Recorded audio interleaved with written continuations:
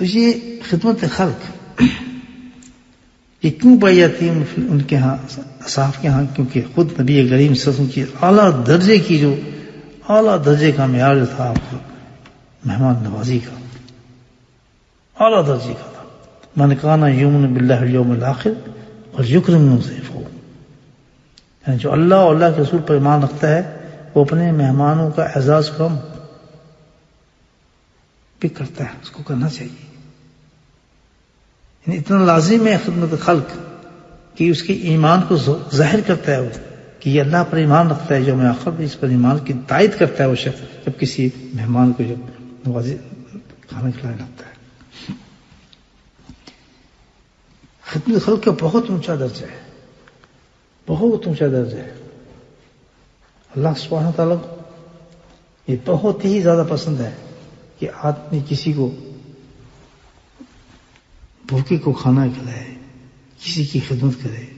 مخلوق کی خدمت کرنا اللہ کے یہاں بہت اونچا درجہ بلند کرتا ہے، اور یہ تقوی کا اعلیٰ معیار ہے، بہت اعلیٰ معیار ہے کہ انسان کے اندر یہ صفت پیدا ہو جائے کہ خود بھوکا رہ کر دوسرے کو کھانا کھلائے، خود بھوکا رہے اور دوسرے کی پیٹ میں نظر ہو کہ اس کا پیٹ بھر جائے. روزہ کیسے بنائے گا؟ دیکھیں نبی کے ارشاد فرماتے ہیں اس مہینے کا تعارف آپ نے کرایا، اس مہینے میں روزدار کا روزہ کھلواؤ، اور جس نے کسی روزدار کا روزہ کھلوایا اس کو غلام آزاد کرنے کے برابر ثواب ملے گا، اور اس کے سارے گناہ معاف کر دیے جائیں گے. کتنا بڑا نام دیے خدمت خلق. اللہ کے نبی فرماتے ہیں کہ ایک روزدار کا روزہ کھلایا جس نے، ایک غلام آزاد کرنے کا ثواب بھی ملتا ہے اور اس کے گناہ بھی معاف کر دیے جاتے ہیں. تو اس میں سے چند حضرات نے عرض کی یا رسول اللہ، ہم تو یہ سمجھ رہے ہیں کہ روزدار کو شکم سیر یعنی مکمل کھانا وانا اچھی طرح ڈٹ کے کھلایا جائے گا تب یہ ثواب ملے گا، تو ہمارے پاس تو کچھ ہی نہیں ہے اتنا. آج شکر کی بات ہے، میں آپ کے جو فقیر اللہ والے جو لوگ ہیں، صحیح فقیر جو خدمت کرتے ہیں ماشاءاللہ اپنے مریدین کی،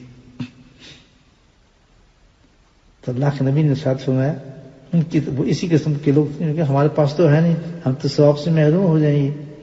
تو آپ نبی صلی اللہ علیہ وسلم نے ارشاد فرمایا کہ بھائی تم ایک دودھ کا گھونٹ بھی پلا دے گا جو شخص، یا ایک کھجور سے بھی افطار کرا دے گا، ضروری نہیں کہ پیٹ بھر کے کھلائے، تو اس کو بھی یہی ثواب ملے گا، اس کے سارے گناہوں کی بخشش کی جائے گی. اور اگلا تو انعام بڑا خوبصورت، سبحان اللہ، اللہ تعالیٰ اسے میرے حوض سے ایسا سیراب کرے گا کہ اس کو پھر کبھی پیاس نہ لگے گی. سبحان اللہ.